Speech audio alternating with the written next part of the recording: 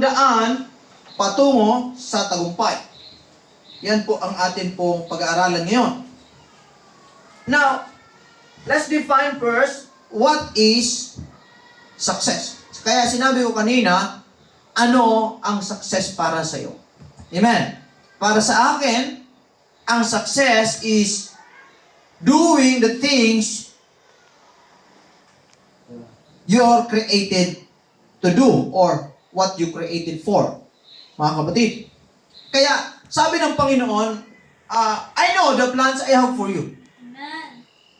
A plans for you to succeed, to prosper, not to harm you, to give you good ending. Mga kapatid. Amen. At ano yung paraan papunta doon? Malinaw na ang plano ng Diyos maganda. Right? Right. Amen. Left. Amen. Maganda ang plano ng Diyos. Kaya lang, hindi natin alam ang daan papunta doon sa plano ng Diyos. So God made a way.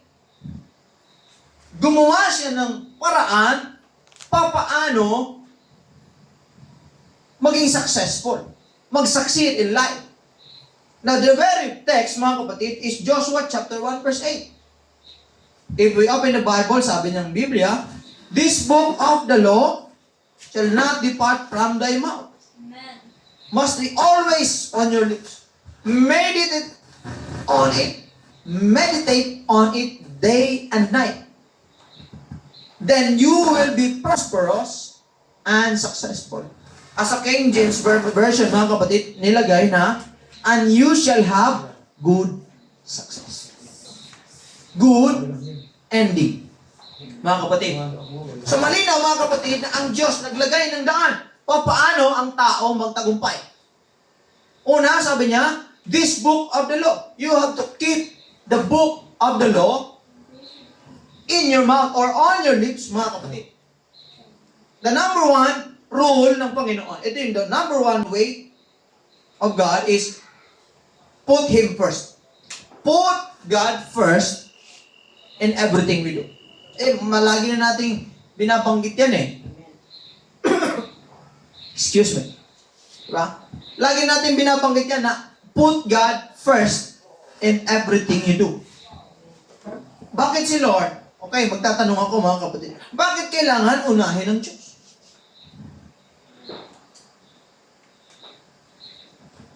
Hello?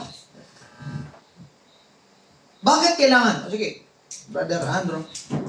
For me, Pastor, na bakit nga ba natin kailangan unahin si Lord sa ating buhay? Kailangan natin siya unahin kasi merong isang psychology, ganyan na nangangailangan ka ng bultuhan na gamit sa ating supply. So, saan ka pupunta? Doon sa may bumibili sa may-ari o doon sa may-ari? Doon pa lang ba sir makikita, maririnig mo na bakit kung yung nagmamay-ari yung pupuntahan mo, kaya siya mas nagsusupply. Parang nandun yung tinatawag na advantage. Okay, palakpakan natin pa. Pwede mo palakpakan kahit may kasamang sigawan, mga kapatid. Hallelujah. So, right word, the source. Yun. God must be first because He is the origin. And He is the source of all. Everything comes from Him. Everything is made by Him. Everything is made through Him. Everything is in Him. Everything is for Him. So saan ka pumunta? Dapat, sabi ng Biblia, you have to seek Him first. That's why malaking kasalanan sa Panginoon. Kung siya ay pangalawa, siya ay pangatlo, at pang-apat o panghuli. Because He is the source. He is the origin of everything. And it is an insult to our God kapag ka siya ay huli. Paano natin, mga kapatid? Insulto yun, kumbaga ikaw ang pinagmula ng lahat. Pero siya, hindi mo pina-priority. That's why, na ang Diyos ay, ayaw ng Diyos na mahirapan ka, ayaw ng Diyos na mag-struggle ka. Kaya lang, ang Diyos parang, Ang laking insulto sa kanya bilang Diyos. Siya may-ari ng lahat ng buhay mo. Akong lumikha sa iyo, sa akin yung buhay mo. Pinano ko sa iyo yan. Tapos, ngayon, itsapwera mo lang ako. Ngayon, baliwala ako sa iyo. Pinagpapalit mo ako sa, ano ko? Di ba? Pinagpapalit mo ako sa iba. Trabaho. Love life. Di ba? Mas mahal mo pa ang kasintahan mo kaysa sa Diyos. Pastor, mahal ko naman si Lord. Pero mas mahal mo siya. Bakit? Kasi nga, una siya kaysa sa Diyos. Now, if God is the origin, God is the source of everything we have, even your life, your strength, yung hininga mo, galing sa Diyos. And yet, si Lord, pangalawa, pangatlo, or uli, sa tingin mo, matutuwa ang Panginoon? At ano sa tingin mo, ang reason ng Diyos, ibigay sa iyo yung prayer mo? Di ba? Minsan kasi ganun yan eh. Ang tao nagpipray lang, lalapit lang sa Diyos para sa kanyang kagustuhan. Kumbaga si Lord, gagawin niyang supplier para sa kanyang kagustuhan. Lord, i-bless mo ako. Financially, bakit? Kasi nga, parang may pan-date ako. Na-imagine niyo yun? Lalapit ka lang dahil may kailangan ka. Pero sabi ni Lord, seek Him first. Yung lahat ng yan, idaragdag sa'yo. Hindi ka dapat nag-aalala kung idadagdag, kung ibibigay ng Diyos yan, because He is the origin and He is the source of all things. Lahat ng dinidesire ng puso mo, galing sa Diyos yan. Lahat ng kayang gawin ng Diyos, mga kapatid, gagawin ng Panginoon sa buhay natin. Amen. Lahat ng dinidesire mo. Kaya lang sabi ni Lord, put Him first. Bakit kaya? Dito sa verse na ito, yung sinasabing first, kailangan si Lord unahin. But seek first His kingdom and His righteousness, and all these things will be given to you as well. So bilang mga anak ng Diyos, kailangan magkaroon tayo ng true definition, real meaning of success. Kasi may success na hindi good success. Ang good success is, it is the plan. It is aligned with the Word of God. According to the Word of God, yan yung good success. Ang success na galing sa kaaway, mga kapatid, tinatawag nilang success sa mundong ito, mga kapatid, pero hindi naka-align sa Panginoon. Amen. Now, let me tell you this, true success begins with the right priorities. Amen? Amen. Gusto mo maging ano ka? Brother Troy, ano ba ang pangarap mo? Maging pulis. So, alamin mo, anong daan papunta sa pagiging pulis? Ipa-priority mo ngayon. Paano ka maging pulis? Ibig sabihin, gusto mong maging alaga ng butas. Siguro naman hindi ka magpupulis para gusto mo lang humawak ng baril. Para makaganti sa nangapi sa'yo ng high school. Ganun ba? Para makabaril. Diba? Hindi ka naman siguro magpupulis para makita kang astig. Mahirap yun. O hindi ka nagpupulis dahil gusto mong katakutan ka. O hindi ka nagpupulis para sabihin, grabe talaga yan. O makakurakot ang pera. O magkaroon. No, magpupulis ka dahil may tamang motive. May tamang kang reason. Why? Gusto ko maging pulis. Bakit gusto mo maging pulis? Why? Laganap na ngayon ang kasamaan. Kailangan may mga pulis na masasama. May mga iskalawag. Pero ako yung pulis na magpapatupad ng tama ng batas, na hindi ako sasabay sa sistema ng sanlibutan. Ako kasi may foundation ako ng salita ng Diyos. Kailangan mayroong pulis na maninindigan sa tama at katotohanan. Amen. Ang baril ko hindi para pumatay ng tao. Ang baril ko para sa safety ng tao. Ang tsapa ko hindi para mang-api ng tao, kundi para ipakita na ako'y alagad ng batas. Diba? Ganyan eh. Mayroong reason. What is your motive? And now, gusto maging successful. May motibo ka. Anong gagawin mo? I-priority mo. Una, kailangan makagraduate ka. Pag-graduate ako, basta kailangan mo mag-aral ng mabuti. Ngayon, halimbawa, sabihin natin, kahit sino dito gusto magpulis. Nakagraduate ka na. Pulis ka na. May baril ka na. Wala kang pundasyon, moral foundation. Walang takot sa Diyos. Hindi mo kinikilala ang Diyos sa buhay mo. Sa tingin mo ba, hindi ka kasama sa mga ganung tao? Sa ganung sistema? Sasama ka. Hindi sila takot sa Diyos, kaya gagawa sila ng masama. Wala silang takot sa Diyos, kaya mangungutong sila. Papatay sila.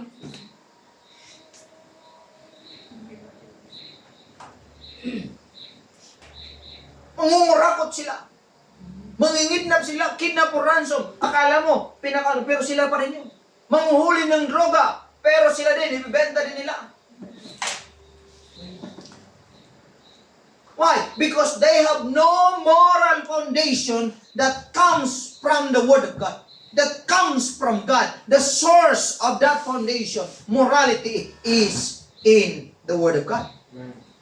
That's why, ngayon, ipa-priority mo yung gusto mo gawin.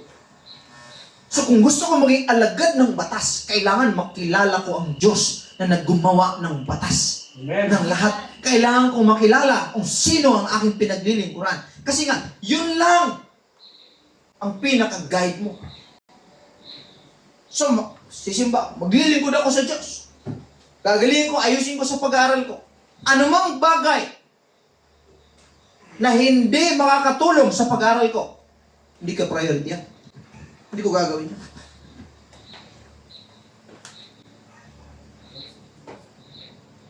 Because success begins with the right priorities. Ate, what is your priority? Kung ngayon, nag-aaral ka, nahirapan ka sa pag-aaral mo, pero ang priority mo, love life. Mahirapan ka. Hello?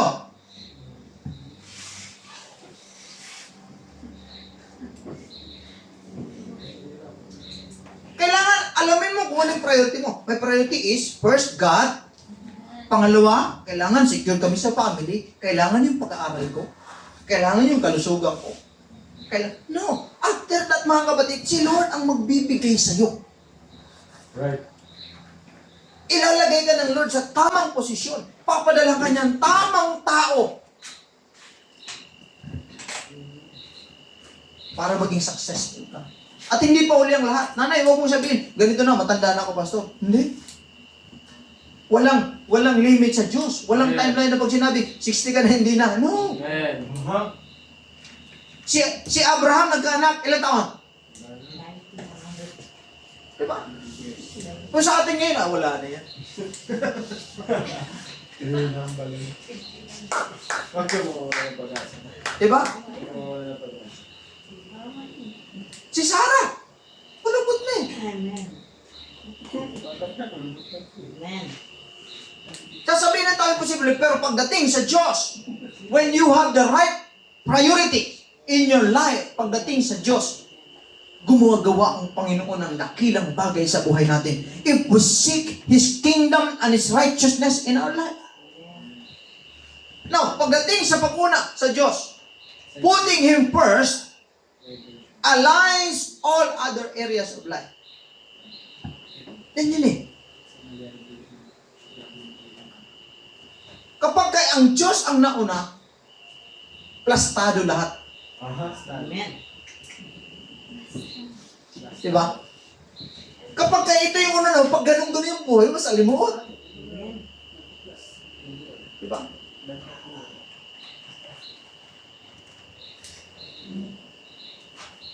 Ano yung horizontal? Paano nga yung, ganun bang horizontal? Vertical? Horizontal, ganito. Vertical, ganyan. Every line may ending. Every line, walang line na dalawa ang papasimulan. No? May point na ano yan. At mayroong dulo. Kung si Lord ang inuuna natin, mga kapatid, ina-align ni Lord lahat. Unahin mo si Lord.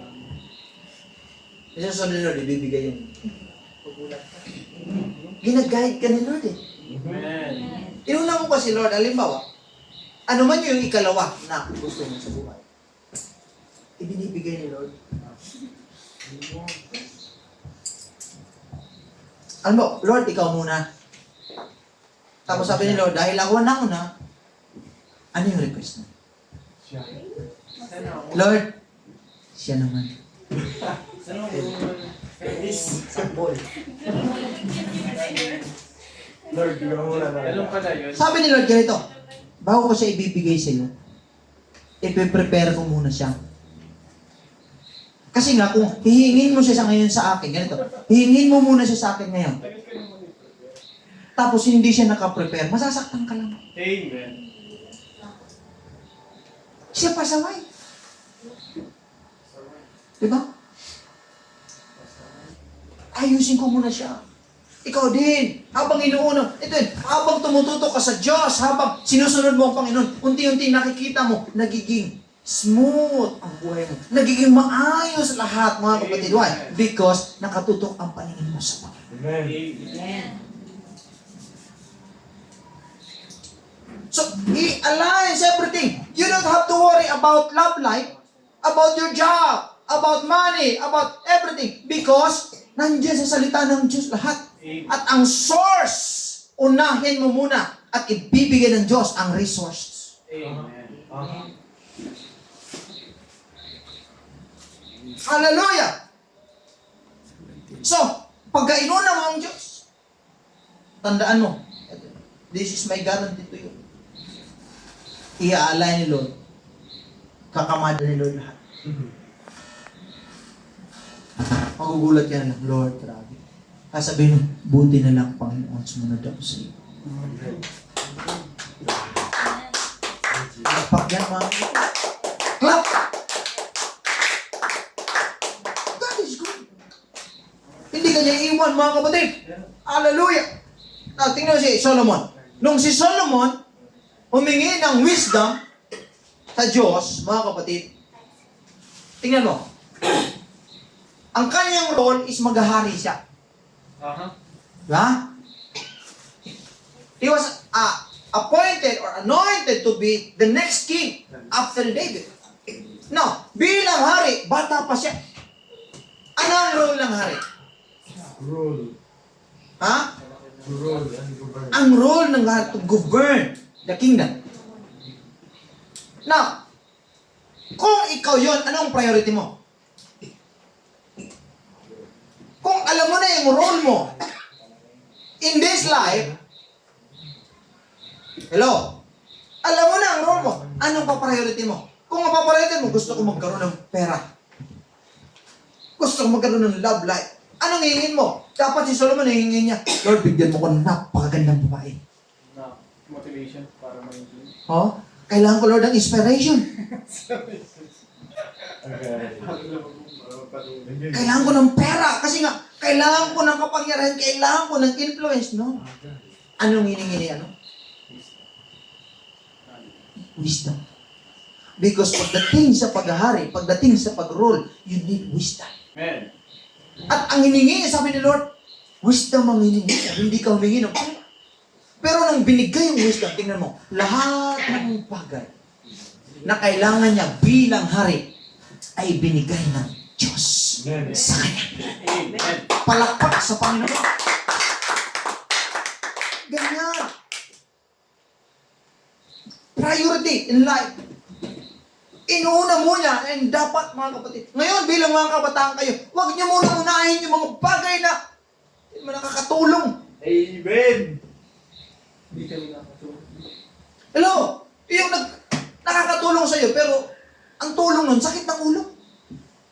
Okay ka sana, kaya lang, nung nakita mo, bad trip ka na naman. Amen. Hallelujah. Praise God. Nalaman mo, may ka-text pala siyang iba. Hallelujah. Nalaman mo, may dinalaw na iba. Ay, nakaramdam yun. Sa halip na peaceful ka sana, magulo. Bakit? Kasi nga, mali ang priority mo. Amen. Amen. Hayaan mo na sila maglaway. Amen. Pag ganun, Ano, nalala ko na. di ba? Lumaban yung sinabi mo. Sorry for the term, ha? Ibig sabihin, ang point ko is, hayaan mo na silang magkagusto sa'yo. Huwag mo agad, ito, porque nagkagusto sa'yo, aanuhin mo agad. Yaga. Yaga. Paano mo muna? Iyagan mo yung mamuyi. Paano mo muna? Makikita natin kung totoo ang gusto ka talaga. Kasi kung totoo ang gusto, hihintayin ka niya. Christine, Amen. hihintayin ka niya. Amen.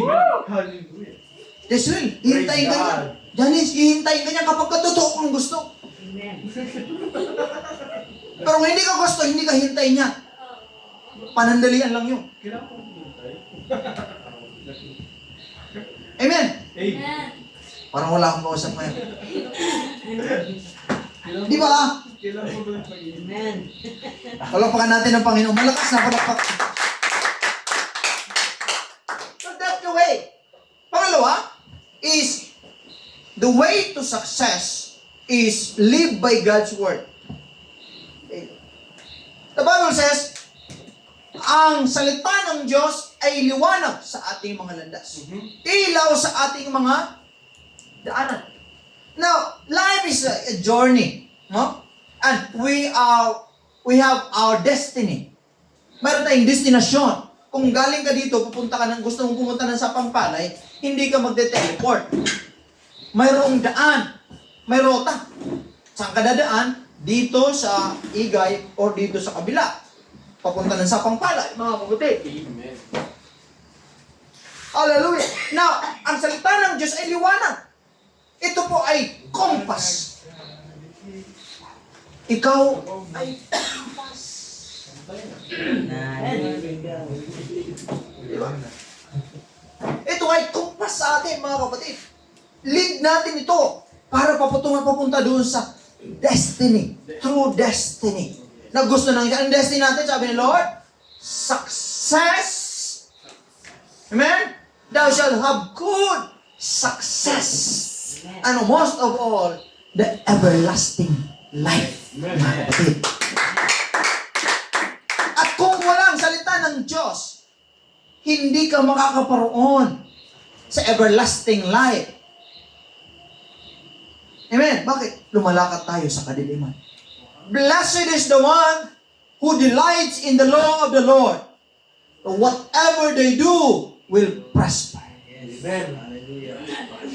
Mapalad ang tao na nabubuhay sa kalooban ng salita ng Panginoon. Namumuhay sa salita ng Panginoon. Amen. Bakit? Because ang salita ng Diyos nagbibigay ng guidance sa atin.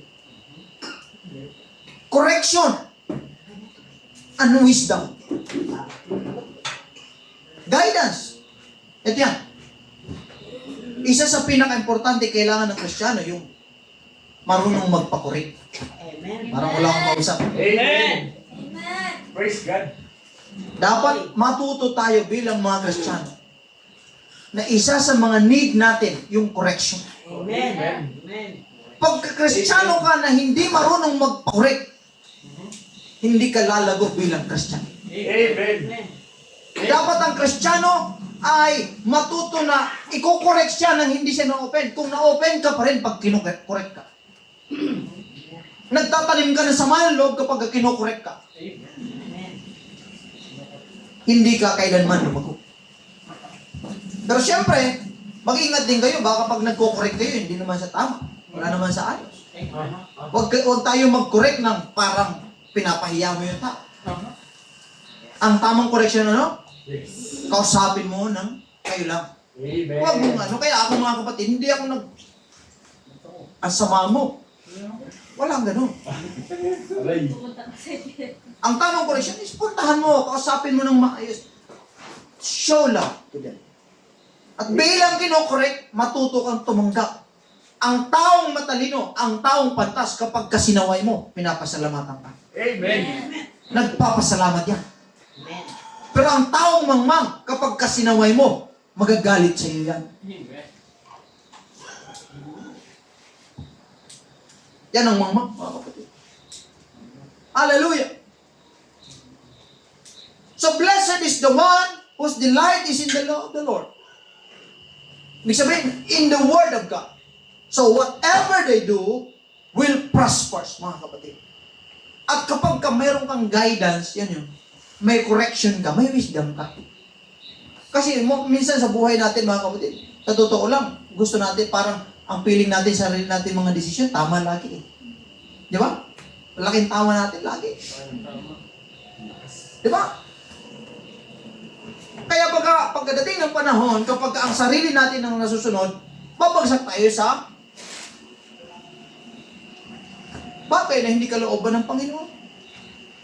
Now, ang success without the Word of God, mga kapatid, leads us to destruction. Amen. Kung walang salita ng Panginoon sa buhay natin, tapos feeling natin successful tayo, magkakaroon tayo ng pride. And pride will lead you to downfall. Amen. Amen. Pagka parang feeling, kita mo yung mga taong may pera na naging mayabang. Di ba?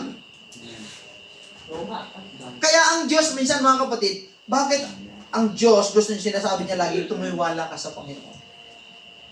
Huwag sa sarili mo. Bakit? Kasi nga, kapag ka tumiwala ka sa sarili mo at hindi sa Panginoon, pagka nakuha mo yung gusto mo, sabihin mo, I did it my way. Diba? Walang nagawa ang Diyos. Sa sarili ko ito, magaling kasi ako. Ako ba? Ano lang yun? Pero walang success doon, mga kapatid. Yung si Jesus, tinukso siya, mga kapatid. Sabi niya, ibibigay ko sa iyo lahat. Binigyan siya ng tinukso siya na para maging ma-pride siya. Lahat ng bagay nito sa iyan, basta sa akin ka lang luluhod. Kung ako yun, sabi niya kung ako yun, luluhod lang naman eh. Ako na pinakamayaman. Pero hindi ginawa ni Jesus yan. He overcame temptation. Anong panlaban niya? Word of God. He always says, thus saith the Lord, it is written, thou shalt not tempt the Lord your God, put your God in test. Sa Diyos ka lamang maglilingkod at wala ka ng ibang paglilingkuran. Kaya ang panlaban sa lahat ng bagay ng sarili nating kagustuhan, magdepende ka sa Word of God. Amen. Huwag mo kasing pabayaan yung salita ng Diyos. Amen. Yung system mo, kumusta na? Nati-check mo ba? Ha? Parang puro lagi nyo na-check. Baka TikTok, baka Messenger, baka Facebook, baka Instagram lang. Everyday, check nyo yung system ninyo. Yung system natin, mga kapatid, na-check mo ba? Kasi nga, the moment na mawala yung focus mo sa system ng buhay mo, unti-unti mong inilalayo yung sarili mo sa true success. Lumilihis tayo, mga kapatid. So, we have to live by God's Word. God's instruction in our life, daily. Huwag mong pabayaan ang salita ng Diyos. May pag-aaral, doon ka. Why? Because kailangan mo yun. Pagdating ng pagsubok, pagdating ng anumang bagay na dadaan sa buhay mo, maalala mo, through the power of the Holy Spirit, maalala mo yung salita ng Diyos. And nothing shall overcome us. Nothing. If we have the Word of God. Sabi ng Biblia, greater is He that is in me than he that is in the world. Parang wala akong kausap. Nandiyan pa ba kayo? Greater is He, dakila yung nasa atin, Amen. kaysa nasa sanlibutan. Amen. Gaano mang kalaki ang tukso, gaano mang kalaki ang gawa ng kaaway sa atin, pagsubok sa atin, mga kapatid, mas malaki pa rin ang Diyos, ang salita ng Diyos sa buhay natin. Eh kung wala tayong salita ng Diyos, paano? Kaya yung mga walang salita ng Diyos, defeated sila. Di ba? Amen. Sabihin natin, defeat. Defeat. Amen yun. Huwag! Huwag nating hayaan. Pangatlo, mga kapatid. Let us work diligently and honestly. Amen. Yes. Work diligently and honestly. Proverbs chapter 22, verse 29. You have your Bible? Proverbs chapter 22, sa Tagalog, mga kapatid. Ito po ang sabi ng Proverbs. 22, verse 29.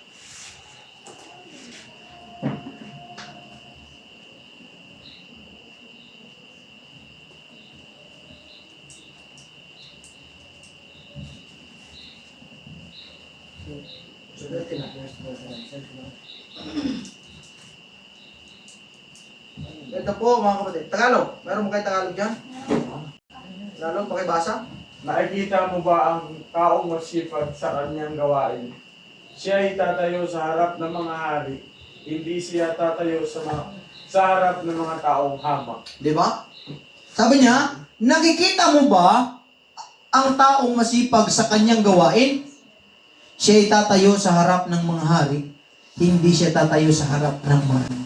Wow. Kalamang hamak. Diligent workers. Hardworking. Yan. Yung mga taong tamad, tatayo siya sa mga harap ng taong mga hamak.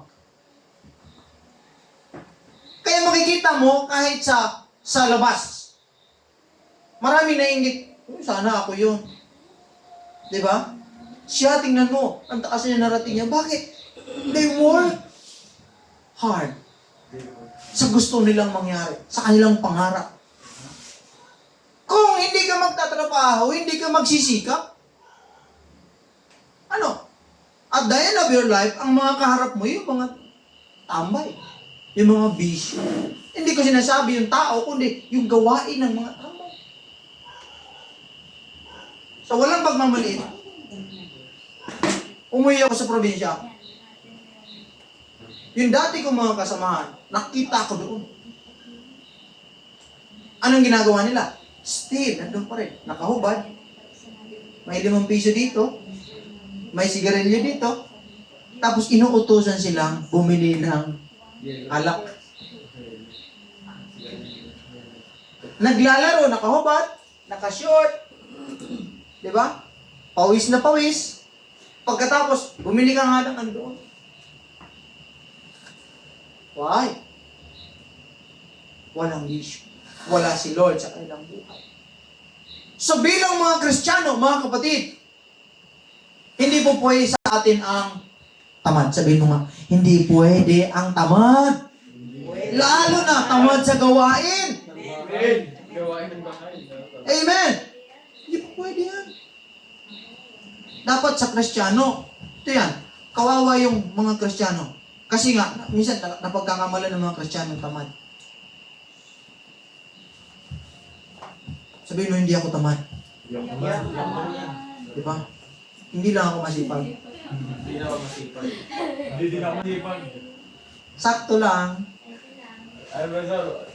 Chill. Gamble. Di ba? Gamble. Pero dapat, isa ka sa proud sa mga bilang Kristiyano. Hindi ako tamad. I work out on myself. I'm working on myself. Kahit pa paano, hindi ako maging tamad. Kita mo, sisimba ka, tapos bigla sasabihan ka ng magulong, ang tamad-tamad mo. Kristiyano ka pa naman. Sisimba ka pa naman. Diba? Hello? Parang wala naman akong kausap. Sino napapahiya? Lord. Napapahiya si Lord. Amen. Yung pangalan ni Lord, napapahiya. Nababahiran yung pangalan ng Panginoon. Why? Kasi nga, hindi po pwede. Kailangan sikapin natin na maging makilala. Kaya sabi niya, let your light so shine before men so that when they see your works,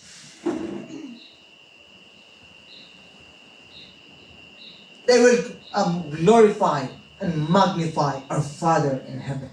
Kapag ka nakita ka nila, Andro, nakita nila ang buhay mo, at ikaw ay naglilingkod na sa Panginoon totoo, nakita nila may nagbago sa iyo. Dati, hindi ka ganyan, ngayon ganyan ka na. Mas masipag ka na.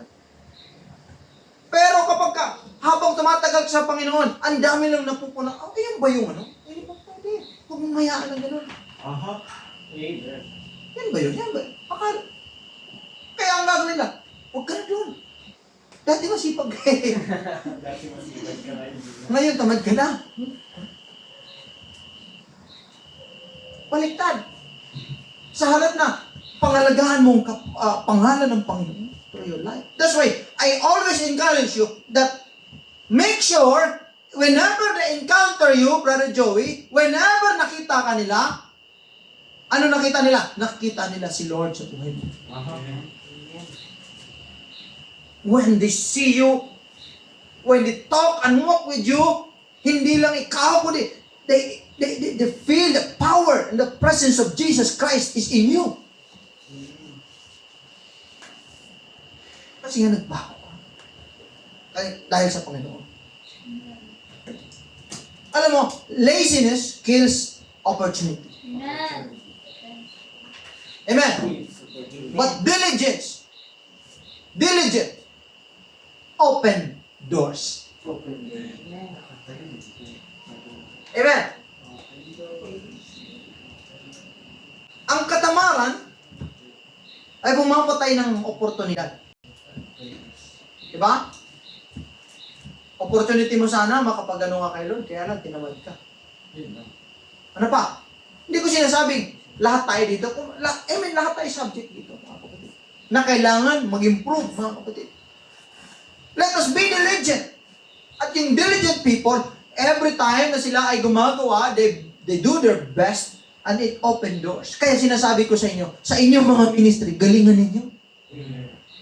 Amen. Kasi nga kapag hindi nyo ginalingan, tamad kayo mag-aaral, tamad. Tatayo ka dito, tapos parang hindi mo ginawa yung best mo. Ay, alam ko na yun. Ako pa ba? Di ba? Pero if you work diligently, you do your best, nakita, parang, Brad, pwede bang ano? Marami yan eh. Nung binigyan siya ng chance na tumayo sa harapan, binigyan siya ng chance na kumanta, may na-bless sa kanya. Alam mo, na-bless ako sa iyo. Diba? Anong ginawa niya? In-invite siya sa isang event, ng Christian event. Kumanta ka. May offering kami, 10,000, 15,000. Pinag-exhort ka, pinag-devotion ka, tapos hindi mo ginalinga, parang tiwalang-tiwala ka, magaling ka. Sabi nung nakakatisod naman yung parang wala lang. Parang tiwala sa kanyang sarili. Hindi pinag-aralan yung mga hindi niya talaga ginawa yung best. Ibig sabihin, disrespectful yun sa Panginoon, sa tao. Amen. You have to work diligence, mga kapatid, sa ating pong buhay. We have to apply the Word of God, mga kapatid. Diligently, honestly, honest. Ano yung ibig sabihin ng honest? Honest yung ginawa mo. Di ba dapat? Protect your name and reputation. Importante yun, mga kapatid. Kaya may mga sumasablay-sablay. Pero huwag mo hayaan, palaging ganun. Kapag hindi ka talaga honest, lalo sa ministry mo, hindi ka honest, masisira ka. Masisira ang pangalan. Pag nasira yung pangalan mo, wala na. Kaya isa yan sa mga iniingatan natin. Ako isa yan sa talagang hanggat maaari. Yes, hindi tayo perfect. May mga times na kasablay ka. Pero huwag mong hayaan na ganyan ka. Importante na patuloy ka pursige. And be honest. Be honest to God, be honest to yourself, and be honest with people. Alam ng Diyos kung honest ka. Alam ng Diyos, maaaring yung mga tao, alam nila kung honest ka o hindi. That's why, ang success, kailangan honest. Yung success kasi sa mundo, halos naging mayaman sila dahil sa pagsisinungaling. Maraming naging mayaman sa pera dahil nagnakaw eh. Nangurakot eh. Pero ikaw, honest. Protect your name. Let us protect our name. Our reputation. By honesty. Joseph worked with excellence. Si Joseph, mga kapatid, hindi lang si Joseph ay taong may dreams, mapapanaginipin, no? Every time na mag-work si Joseph, lahat ng ipagawa sa kanya, o iutos sa kanya, he worked diligently and honestly and with integrity, mga kapatid. Palakpakan natin ng Panginoon. Palakpak! Kaya nung dumating si Potiphar, napakaputi. Yun. Di ba? Yung asawa ni Potiphar, I mean. Diba? Napakaputi ni pare. Par, ang puti. Puti ni pare. Hindi klase yung pa. Diba? Anong ginawa ni Joseph? Lumagan. Umikit. Layog-layog. Hindi ko alam. Layog, bunda. May katabi-tabi ba? Diba? Ikwadayang ba? Malayo. Search kayo mamaya. Search. Sabi ng asawa ni Potiphar, Joseph, come here. Kami. Uy! Ano yun? Sa'yo nakarang nakarang yun. Sabi niya, magpakita ko kay ano, sabi niya, Pagkataro lang. Alam niya lang.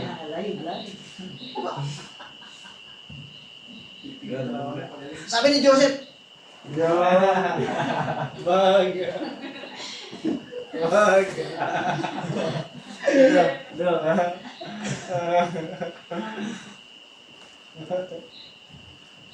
ikaw do, patingin mo. Kasi niya do, wag! Wala ko pala yun. Wag naman, may nakakita pa. Ayun. Mamaya na yung mamaya na maaga pa. Kung titingnan mo mga kapatid, ganyan si Joseph. You work with, that's why, yung dreams at yung plano ng Diyos natupad sa kanila. Amen. Patingin mo, may dreams ka, may pangarap ka, tapos hindi ka honest, hindi tayo diligent. Hindi natin ginagawa yung best natin. Patingin mo, magtatagumpay tayo. Let us work it out, mga kapatid. Work diligently and honestly. Maganda yung naging successful ka because you work for it. And you are honest about it. Good success, wala kang... Yung iba kasi natatakot mabuking eh. Kasi nga, galing sa hindi maganda. Amen. Palakpak sa Panginoon. Also, in order to succeed, and that's the fourth way, walk in faith and obedience. You have to work in faith and obedience. Ano yung hindi sight, mga kapatid. Ang faith kasi sabi niya, a substance of things hoped for, the evidence of things not seen. Ang faith is more than what you see. Believing more than what you see. Kasi nga ang mga atheists, sinasabi, to see is to believe. Sa atin, we believe on the plan of God. We believe on the future. We believe in the ways of God even though we cannot see. Amen. And as a believer of the plan of God, we obey the Word of God para makapunta tayo doon sa destiny na gusto ng Panginoon. Kung walang pananampalataya, sabi ng Biblia, it is impossible to please God. Amen. Kung walang faith, mga kapatid. Hebrews chapter 11. Verse 6, it is impossible to please God without faith. So, ang success mga kapatid, sa paningin ng Panginoon, hindi ito patungkol sa comfort. Ito yung patungkol sa obedience. Ang success mga kapatid, hindi yung parang para maginhawa ang buhay. No, no, no. Ang tunay na success ay yung pagsunod mo sa Panginoon. Amen. Yung sumunod ka kahit hindi ka comfort. Pero ang tunay na comfort kasi, after sumunod tayo sa Panginoon. Amen. Amen. Maraming mga tao ayaw ng delayed gratification, gusto instant. Amen. Kaya ayaw sumunod sa daan ng Panginoon kasi nga gusto nila maging komportable agad. Amen. Walang pagkondina sa mga mayapang. Hindi ko kinukondina. Ibig sabihin, that's good, okay yan. Mamahal lang kayo. Pero yung iba, maghanap tayo ng abang para magkameron tayo. Agay. Amen. Agay. Gusto nila instant. Anong ginagawa? Doon lang sila sa bahay.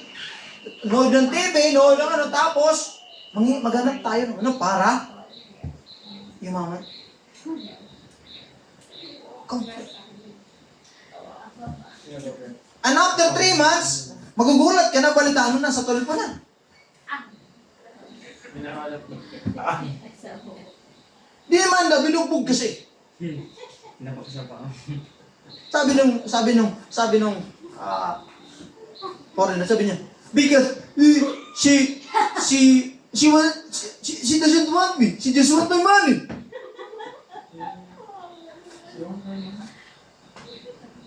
What is your problem? Di ba? Tapos, ika-ika, mag-English doon. Because, idol, kailangan ko ng damage sa akin. 500,000. Binugbog niya ako. Ito, pasa-pasa ako eh. Because mali mo tayo mga kapatid. Ayaw nila ng obedience. Ayaw nila ng faith. Wala sila. Gusto sa atin, hindi pwedeng ganun. Ang success, ang tunay na success sa atin, yung pagsunod sa Diyos, mga kapatid. Amen. Ang tunay na faith, mga kapatid, it pushes you. Tinutulak ka nito papunta sa pagsunod sa Panginoon. Even though may mga risk, even though hindi ka komportable, pero ang tunay na pananampalataya, ito yung nagtutulak sa atin para sumunod sa Panginoon. Yan ang tunay na pananampalataya, mga kapatid. Mahirap man, hindi madali, delayed man para sa atin, mga kapatid, mabagal. Pero tinutulak tayo ng pananampalataya natin para sumunod sa Panginoon.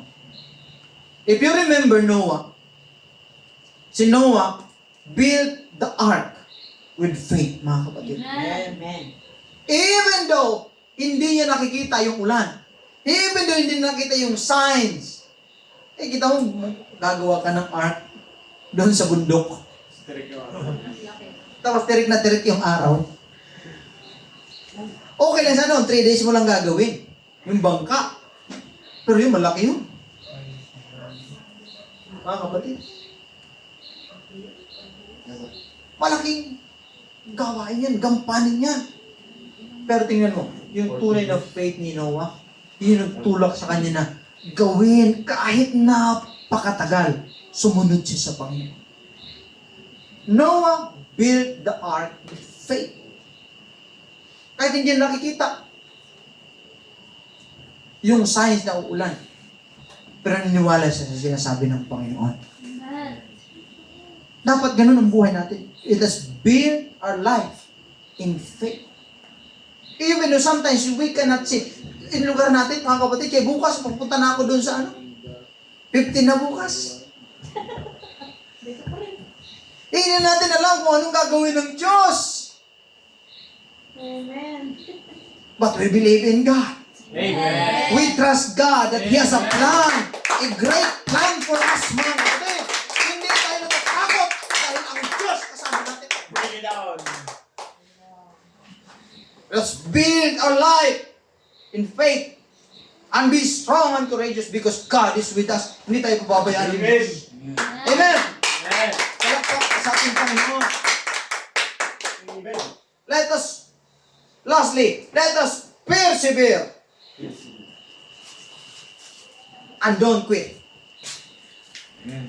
When it comes to serving God, quitting must never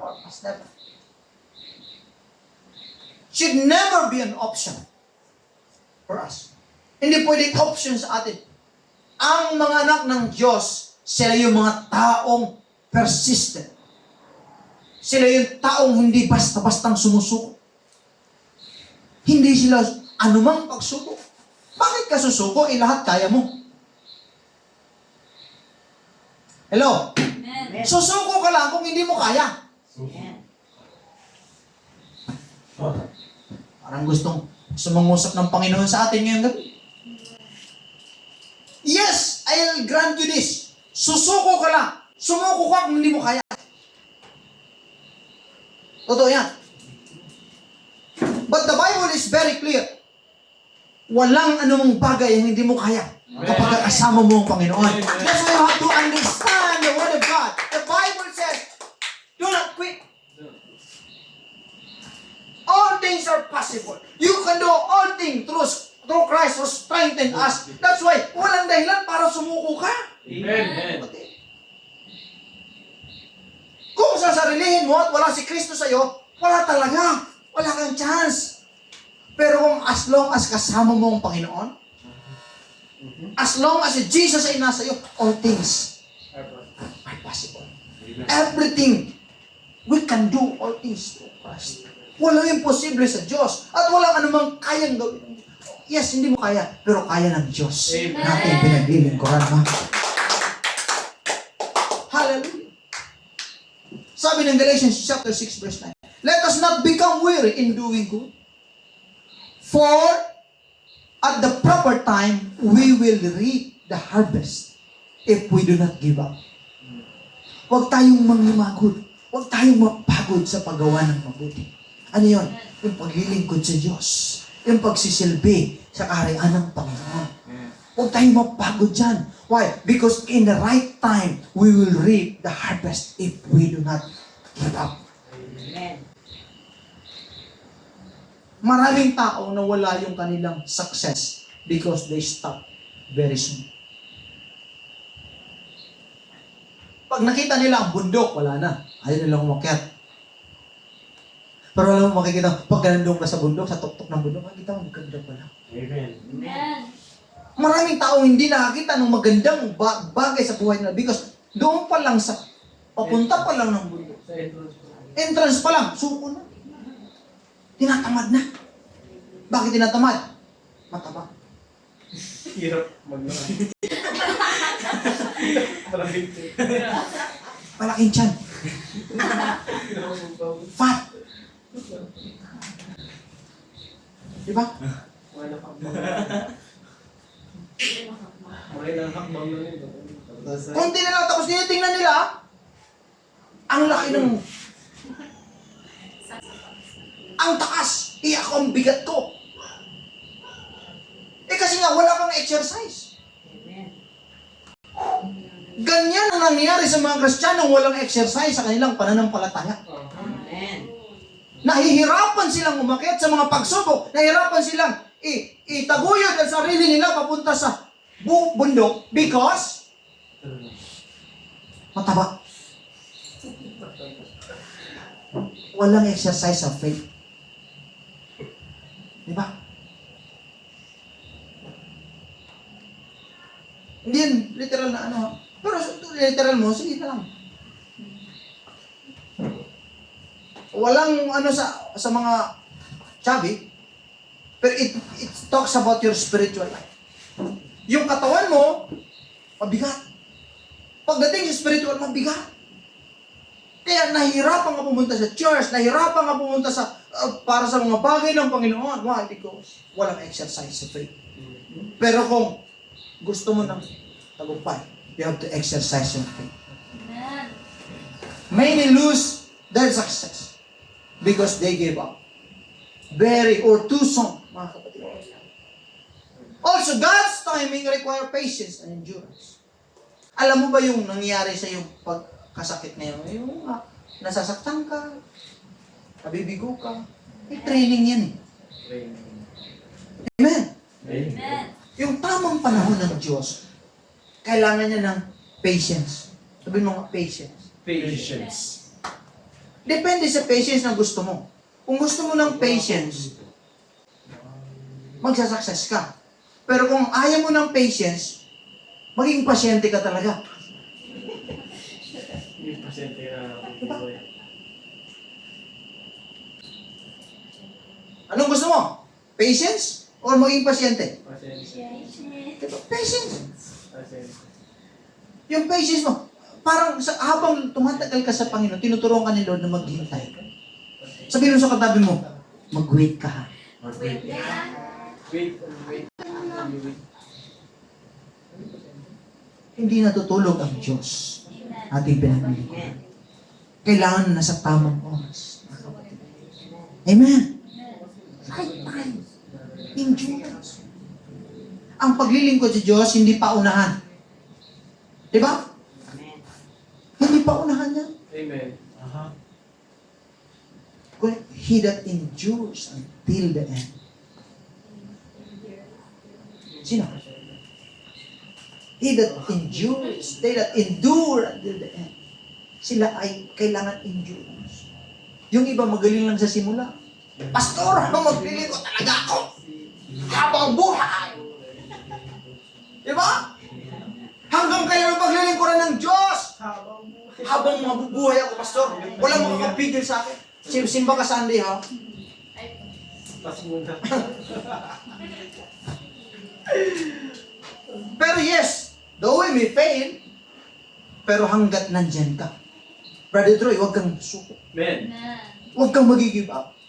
Because ang success ay para lang doon sa mga tao that endure until the end. Amen. Sa'yo ang huling halakha. Yes, magaling sila sa una, pero ikaw pa rin. Ang nasa iyo, ang game winning siya. Diba? Ano experience ko yan, mga kapatid? At yan, last general conference, may laro mga pastor.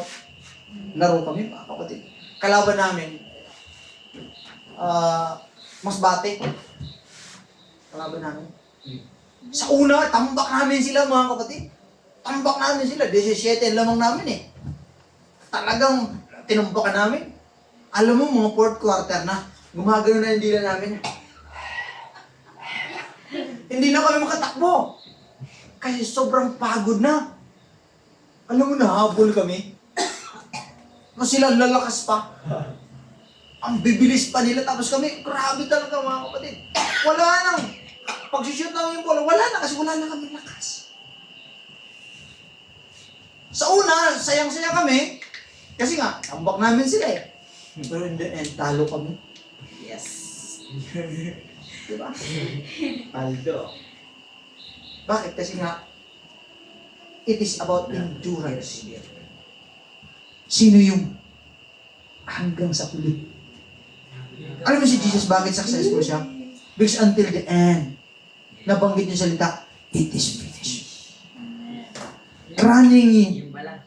Tetelestai. in life or in this life, it is not about how you started your journey.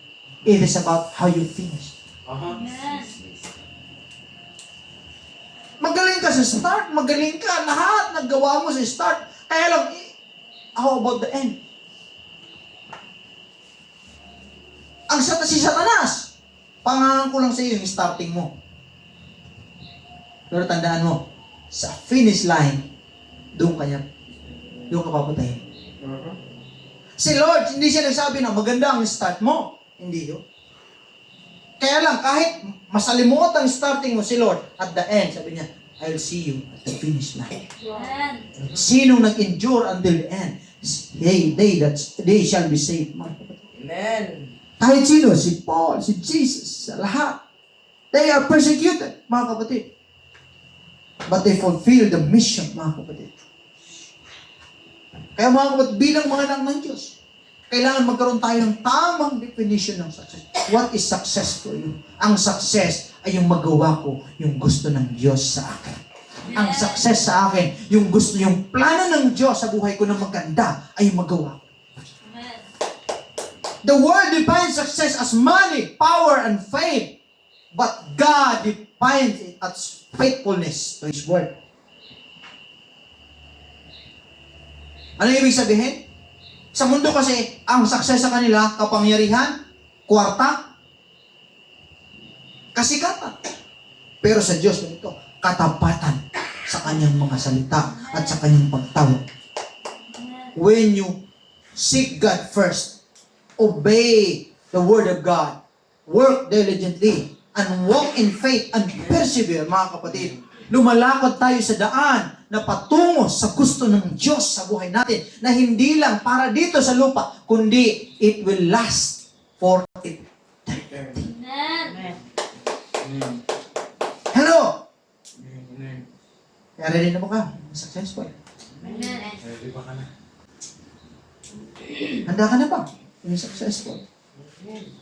Ang success, hindi para bukas, hindi ano. Yung work diligently. You obey the word of God, mga kapatid. Magkaroon tayo ng eternal perspective. Ang buhay hindi lang dito. Ang tunay na buhay, Time's limit. buhay na gusto ng Panginoon sa atin. Kaya ngayong gabi, mga kapatid, bago ako magtapos, let us commit ourselves. Let us commit the way, our way, to the Word of God, mga kapatid. Whatever you do, commit yourself unto the Lord. Palakpakan natin ang Panginoon. He will establish us, He will establish our plans when we commit ourselves. Gusto mo mag-bless. God will establish your plans. God will establish your life. May mga kulang man along the way sa buhay mo.